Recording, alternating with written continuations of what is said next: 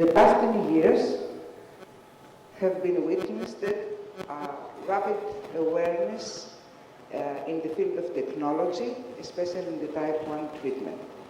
These advances have continued to improve both glycemic control and quality of life. Thanks to improved glucose monitoring technologies, patients can now simultaneously improve glycemic control and reduce hypoglycemia, thereby mitigating the acute and chronic complications. Technological advances in type 1 diabetes are rapidly moving toward increasingly automated devices. And I start with the little machines we use for the finger sticks. A type 1 diabetic patient has to measure at least 4 times a day. The machines are now available, and they are very accurate, the latest models, and they have to have a certain mark, and you have to be very careful for the machines you're using for your patients. And these on the picture are the ones that are legally approved. Well, if a person measures at least 10 times a day his blood sugar, then he gets as good control as having a continuous glucose monitoring. But who is going to do that in everyday life? That's why continuous glucose monitoring, first released in 1999, allow patients and their healthcare providers to obtain a more complete understanding of glycemic variability by examining glucose levels every 5 to 10 minutes. Moreover, as you know, hemoglobin A1C doesn't tell us the whole story about the control of our patients. What we need is to have our patients in time in range, which means the more they are in between 70 and 180, the better control they get. So we have new guidelines now that say that patients have to be over 70% of their time between 70 and 180, less than 4% below 70, and less than 1% below 54. And that you can only do with continuous glucose monitoring, because with the sticks, the finger sticks, you can get these 4 measurements during the day, which are all around 100, and you say what a good control this patient has. But if you put them on a continuous glucose monitoring, you get this graph, and you see all this glucose variability during the day that contributes to complications of diabetes. Using the continuous glucose monitoring has a result, a reduction of hemoglobin A1C about 0.5%. And this is more obvious in the people who wear the continuous glucose monitoring more than 80% of their time. So you have to wear it if you want good control. There are 4 continuous glucose monitorings now in the market. The Freestyle Libre, I presume you have it in your country, which lasts for 14 days, and it's factory calibrated. The Dexcom G6, which is a 10-day wear, and it's factory calibrated. The Guardian Connect, which is a 7-day wear and requires twice daily calibration from the patient. And the Eversense, that it's an implantable one. These are the ones that we are already using, the Dexcom and the Medtronic ones. You see how small they are, and as the time passes, they become more accurate and less calibrated by the patient. And this is the Eversense, the one that's implantable, and I'm going to show pictures of it. This is the sensor, this is the transmitter, this is the mobile application where you get all the results from your measurements. This is how you insert it in a certain place on your arm. You insert the probe, and then you stick it with a strip.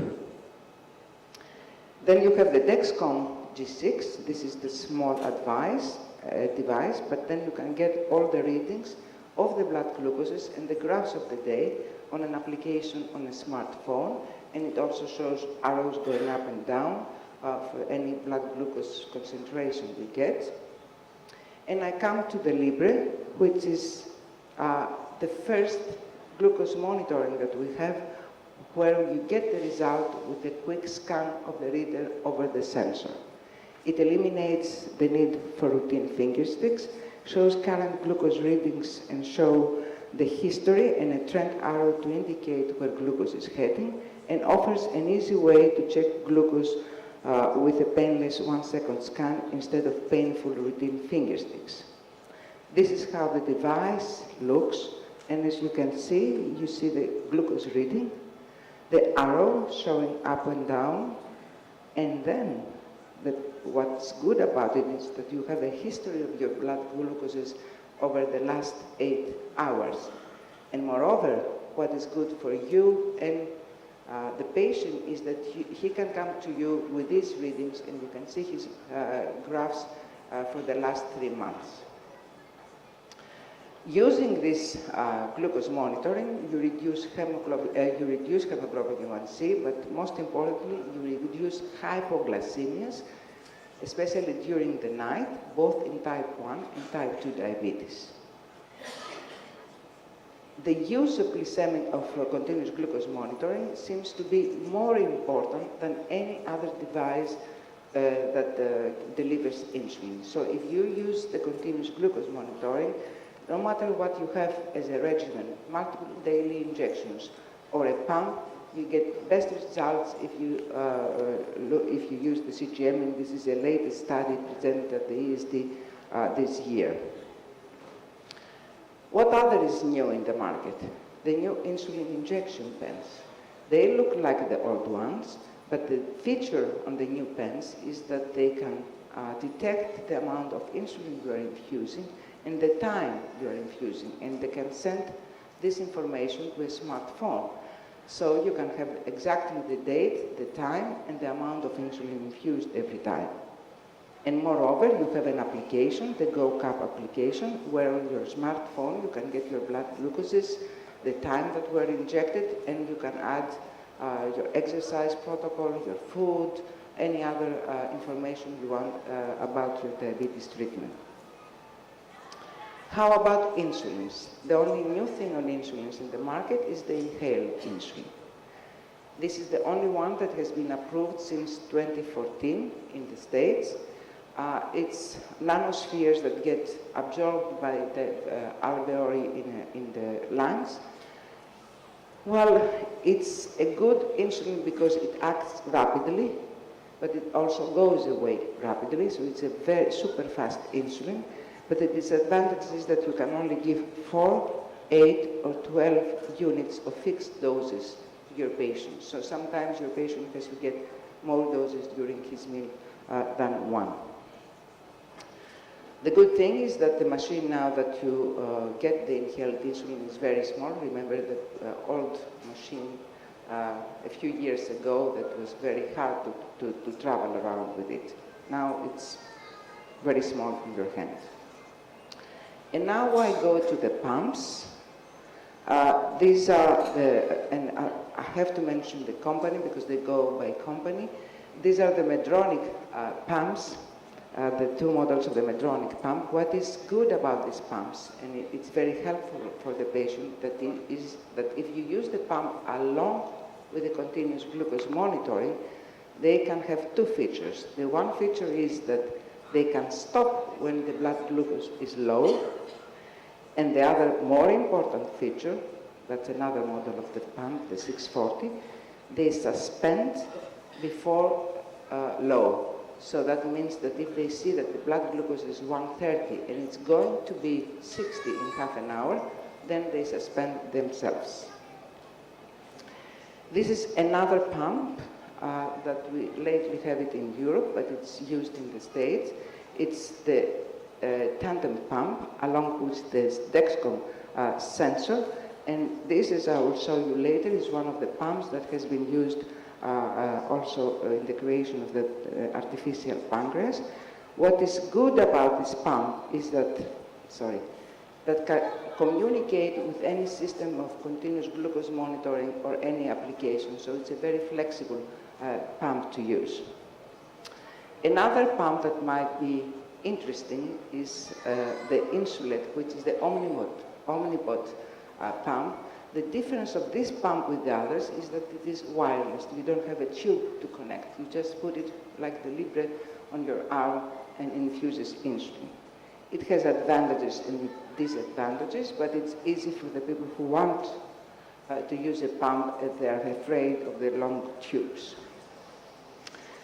The Omnipod can be worn for 72 hours and is controlled by a personal diabetes manager that also functions as a glucose meter. And the personal diabetes manager contains nutrition information for more than 1,000 common foods and can store preset carb values. The Omnipod connects to multiple data management applications. And then I come to the closed loop. The first closed loop got approved by the FDA in September 2016. The system has an automated basal rate, but it still requires the user to give boluses for high blood glucose levels and for carbohydrate consumption. This is what it looks like. It's a more modern pump. It has a sensor, a more advanced sensor than the ones we are using now. And it has also the ability to get connected to the care link, where the doctor or patients can, or the parents can interfere and help the patient improve his blood glucoses. These are the results of insulin infusion on a person with diabetes overnight. And as you can see here, the rates of insulin infusion vary over the night. It's not a stable basal rate. And that's, as you know, we have a circadian style of insulin secretion. So this pump can mimic it correctly. And then all night, not all nights are the same. So you can see that on different nights, it infuses different rates of insulin in order to have euglycemia overnight and no hypoglycemia. Well, the artificial pancreas, as it is now, it has been worn in many people in the United States. More than 200,000 people in the States wear the closed loop, and it has come to countries as the ones you can see on this map. It has come to many countries in Europe, not in my country yet, probably by the end of the year. And what the studies have shown with this machine is that you get time in range over 65%. And this holds both for the United States and in Europe. And you have real-world data that mimic exactly the data that were presented to the FDA to get the approval. So even if you wear it every day, you really get 70% time in range. Everything goes to the right way. The glucoses go down. The time in range goes up. The hypoglycemias go down. The high glucose levels go down. So everything is improving with this artificial pancreas. Moreover, what is important with this pancreas is that you can get your results on a smartphone. The smartphone can be connected to the care link, as I told you before, and that makes it easy for health providers to give advice to their patients. And this will be the new pump. The pumps are getting smaller, more easier to use. The sensors are improving. They're getting more accurate. They last longer, so that we will be ready to get the 77 system, which is a real closed-loop system. It controls both basal rate and postprandial glucose values. Now, this is not the only artificial pancreas. Everybody wants to get in that market now. So Tandem Control IQ system has passed FDA approval in the States, and it's a new pump that this algorithm automated for the basal rate, but it needs to also give your insulin before the meals. The patients still have to count their carbs and give manual corrections if desired. This pump has been proven to more time in range, as you can see on the red graph here, compared to the control group. So it helps, this pump helps as well, this closed loop helps as well to have more time in range and less hypoglycemia, especially during the night in our patients.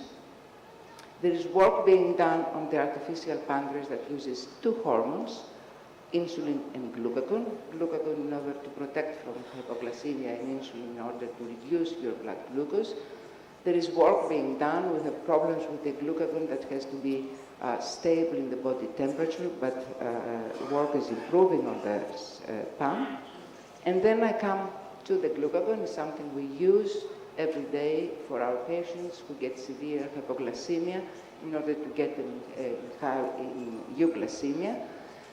As it stands now, it's really difficult for the parents and the people around the patient to give the glucagon infusion, because you have to infuse you have to put the powder in normal saline and then reconstitute it and give an injection.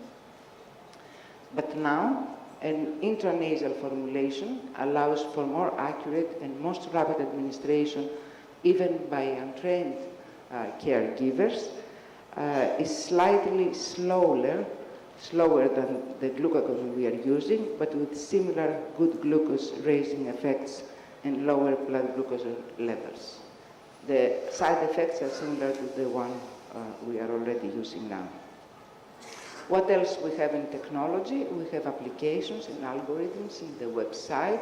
There are applications that give directions to our patients what to do, how to measure their insulin according to their carbohydrate counting, or what they can do with their exercise. And actually, as you can see in a review in Diabetologia, there are two kinds of applications. The one is for glucose control, gives advice about the insulin injection if you give him a lot of data about your everyday life. And the other one is the one that gives you directions how to lose weight and how to improve your lifestyle in order to achieve better control or to lose weight. Well, technology has challenges as well, and that has been published in the Diabetes and Endocrinology by Lancet in September. The first challenge is cybersecurity alerts, and actually some of the pumps have been taken out of the market because of hackers. But now the FDA asks every pump company to have this security for their pump. The Omnipod is the first one that it was released as such by the beginning of its release. But even the diabetes technology team in the States have stated even from 2016 that these machines have to be secure from hackers. Although it's really rare that a hacker would go and change a basal rate. And then it's the cost. Major issue is cost and accessibility of novel diabetes technologies, with expensive devices and supplies limiting accessibility. In conclusion, the goal of advanced technology devices and systems is to advance the care and management of patients with diabetes and help improve quality of life by easing the burden of a disease that has required such intensive focus on daily care. Patient motivation continues to be required to achieve optimal results from new technology, as I showed you earlier on. What is the most important thing in the whole story of technology is education, education, education. And it is important that our patients get educated enough from the beginning and follow up of their disease. And there are programs ready that they have be used for diabetes technology and education of our patients on the website that have been used by big clinics of diabetes, like the Daphne or the BGAD, that you can go and find. But this needs a lot of work by the caregiver and a lot of time from the patient as well. Thank you very much.